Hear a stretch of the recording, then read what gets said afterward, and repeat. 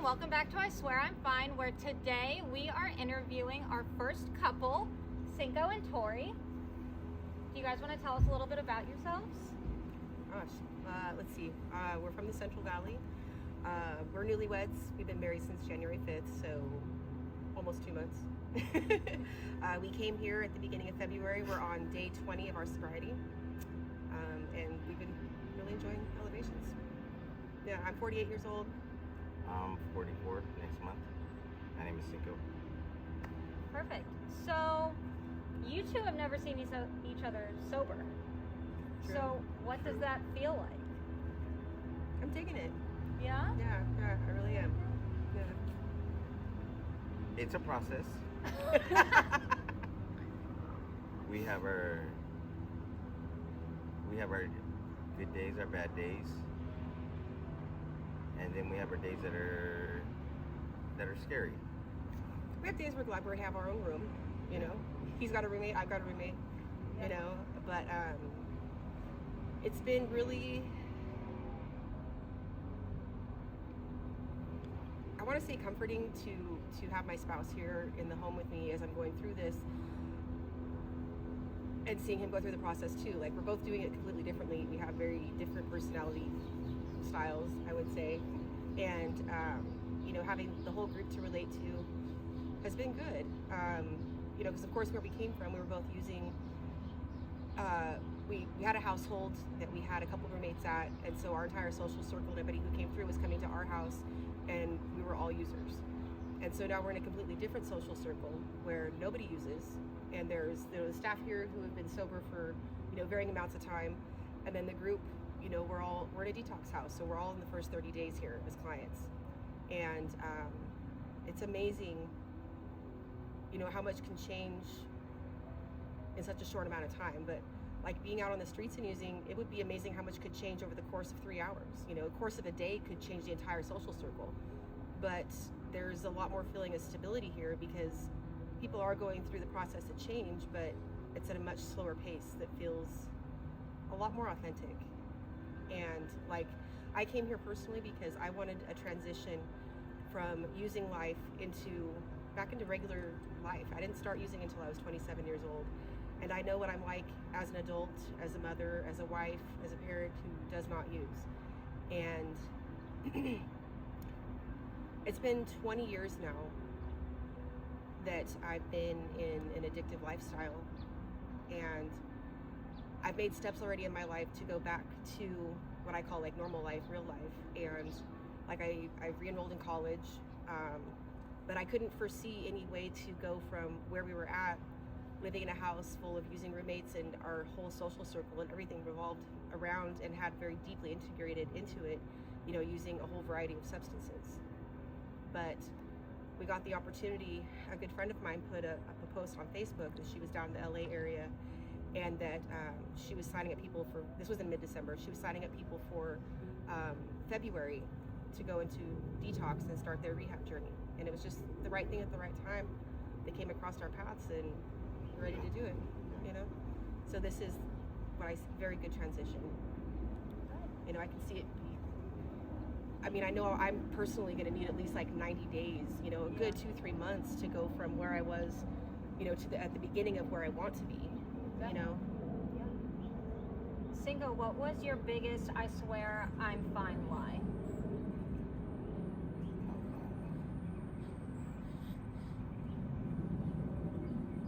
Before we came, I said I'm fine. I don't need to be out there. Yeah. I don't need to come out there because this is all new to me. Like, not the recovery world, coming to a different town. I've been in my addiction in my town, my state of California. That's an hour away from Fresno, if anybody know where Fresno's at. And I was so used to that lifestyle in the Central Valley. And trusting to get over here. I had a big trust issue of getting over here. I didn't believe it was that easy to get into a rehab in LA, and they do this. They usually we have to find our way to rehab, but no, they came and got us in an Uber. That was new for me. Along the way, I was so unsure so unsure. I was distant from her too. I was very distant.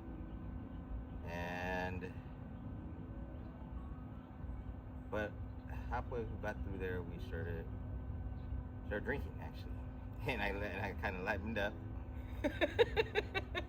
And Whatever gets you You here. know, it was the goodbye, little mini party on the way. and goodbye yeah, to drugs and music. yeah, we had a good time with it, and then we pulled up, and it was so different. It's just a different environment, and some bald guy that came out with some horns, and I was like, "We're here, we're here." This is Also our real. cameraman. But you know Shout what? out. But you know what?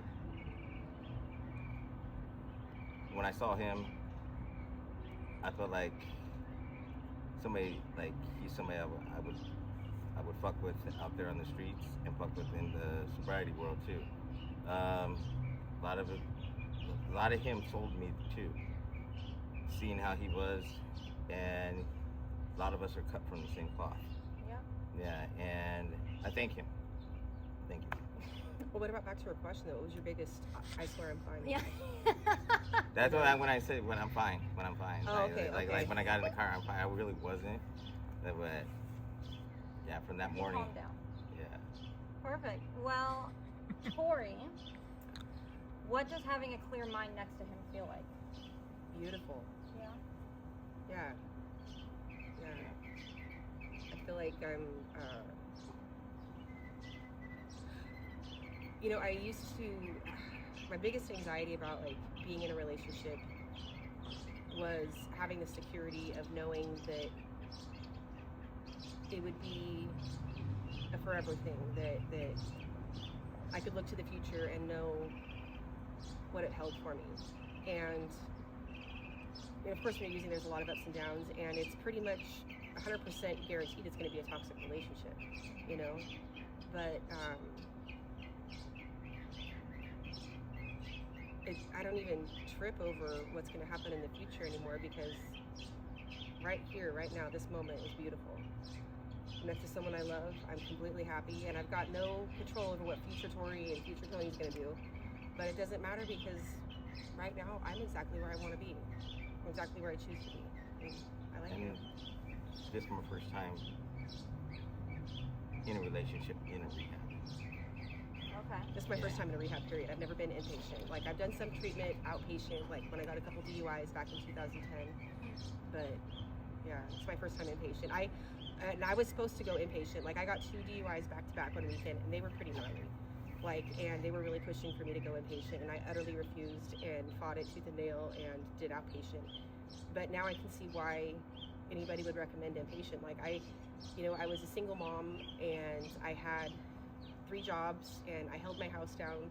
I never requested like alimony or child support from my ex. I was holding it down for my 3 kids myself, and I couldn't see my life being able to ever hold together if I went inpatient and didn't have contact with my kids every day. Like, there's no way I would do that. But now I can see that life would have still held together and been a lot better if I had done it when that was recommended to me all those years ago. Like, I'd probably be in a much different place now, I wish I hadn't resisted so hard, but the right thing comes at the right time. This came easy. The universe put the right thing in our place at the right time, and it's all right. Like, I'm surviving. Shit. No, who would have thought? Cinco, are you scared that Tori might not like the sober version of you?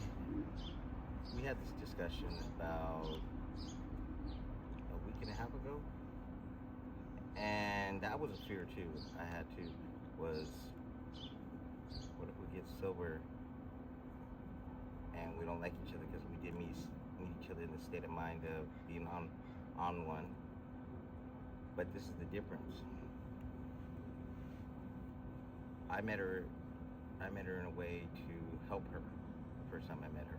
It wasn't to use with her. It was literally, so I knew there was something to that, And through this whole recovery, like she told me about something about having a friend that told us about her recovery, and I was all for it. And I, last couple days, and when she says, well, we're ready to go, and I wasn't because I had a lot of other stuff going on where I was from, and I just wasn't ready. But it took her that nudge to, and I thank God. It was like, this can't be real. We're gonna get trafficked. Yeah. Yeah. That's not the first time I've heard this. Like, it can't be that easy. There's no way. There's something's up with this. It sounds fishy. But now that I look back on it, I am where I'm supposed to be at. I am supposed to be right here. And I told her, I knew, I wasn't gonna say that she wasn't gonna let me when sober, because when I'm sober, I'm more clear-headed, and I'm a joker. I just love to joke around, and I knew that that's a side that she got to see a little bit of, but not in a sober way. I knew that, I just knew that she was, it's better to see each other this way, because we're doing it reversed a little bit. Yeah. You know, but hey, statistically, we're not supposed to make it. Yeah. Especially, but from friends that have gone through this, Yeah. and advice, there is hope, and it is very possible as long as you trust the process. Yeah. So, I guess the last question that I have, and I guess both of you can answer it, is for somebody that's out there that is struggling with the concept of coming to get sober, or questioning if they even want to get sober, what advice would you give them?